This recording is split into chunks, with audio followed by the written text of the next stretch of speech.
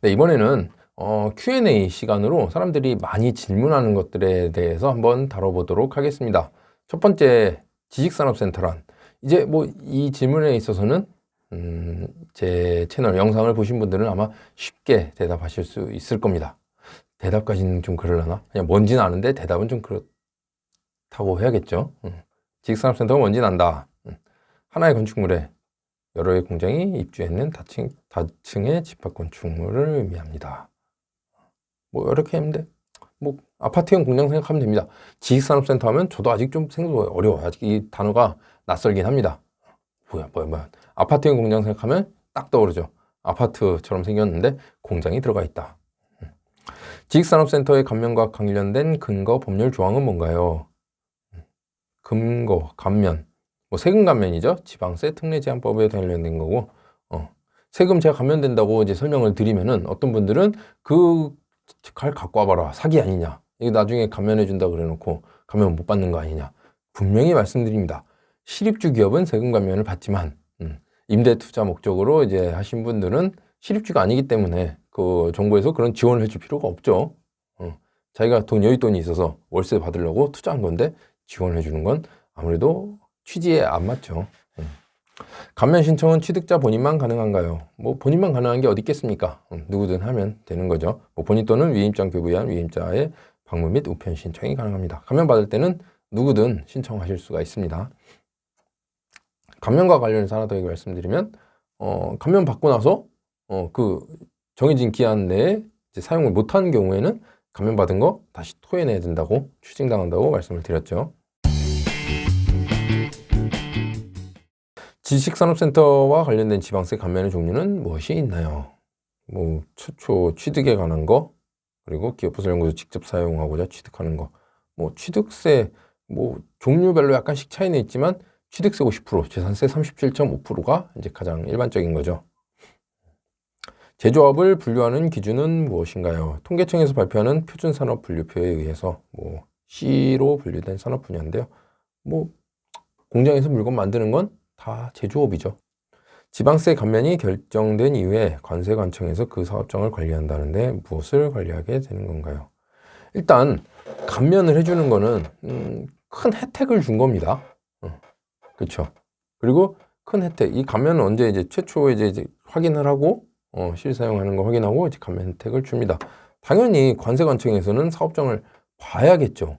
자기가 이렇게 이런 형태로 이런 업종을 여기 들어와서 한다는데 계속 하는지 봐야겠죠.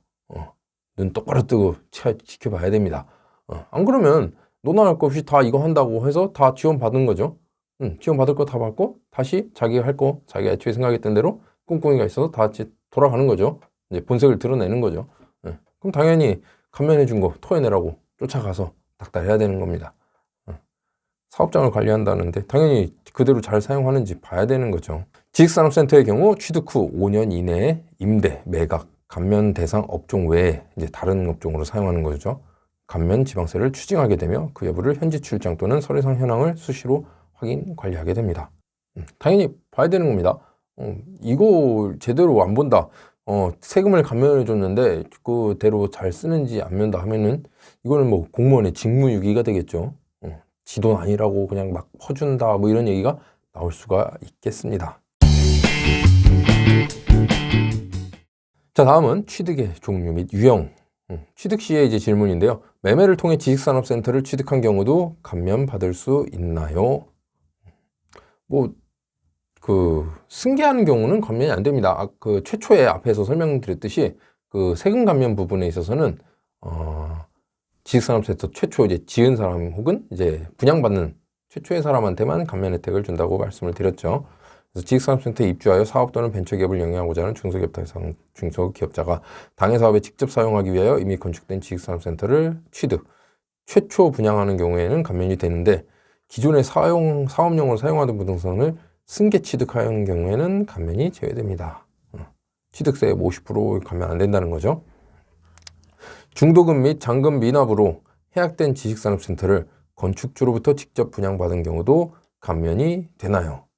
중도금 및 잔금 미납이에요. 계약을 했는데 중도금 및 잔금을 안 냈습니다. 해약이 됐어요. 그럼 나는 계약을 했지만 잔금 처리가 안 된 거죠. 소유권 이전이 안 된 겁니다. 그럼 아직 그 해당 호실은 계약은 됐었지만 분양은 아직 안 된 거죠. 그렇게 생각하시면 됩니다. 건축주로부터 직접 분양을 받았다. 나중에 다 지어지고 나서 분양을 받는 경우죠. 그럼 내가 최초 분양자가 되는 거예요. 왜냐?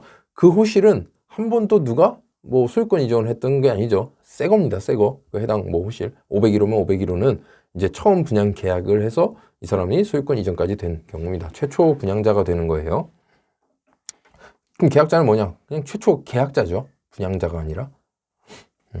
그래서 이런 상태로 건축주로부터 직접 분양받는 경우라면 설립자로부터의 최초 분양 취득에 해당됩니다. 이때는 이제 감면받을 수 있는 거고. 지식산업센터에 근무 중인 직원들의 식당과 숙소를 이용하기 위해 인근 부동산 취득하는 경우에도 감면이 되나요? 인근 부동산은 이제 아니죠. 해당 건물에 뭐 할 때는 이제 뭐 우리 직원 뭐 식당을 내가 분양받아서 우리 회사에 뭐 구내식당을 만들어줘야겠다. 할 때는 뭐 당연히 뭐 다 감면이 되는데 인근 지역의 근린 시설을 취득하는 거 감면 대상에 포함되지 않습니다. 하지만 동일한 지식산업센터 내의 기숙사를 분양받아서 직원 숙소로 사용하는 경우에는 지원수로서 감면됩니다. 같은 건물 내에 요즘은 그래서 그 공장을 받고 따로 기숙사를 또 추가로 분양받으시는 분들도 계시죠. 이때는 뭐 공장도 마찬가지고 얘도 분양받으실 때 감면 혜택이 주어집니다.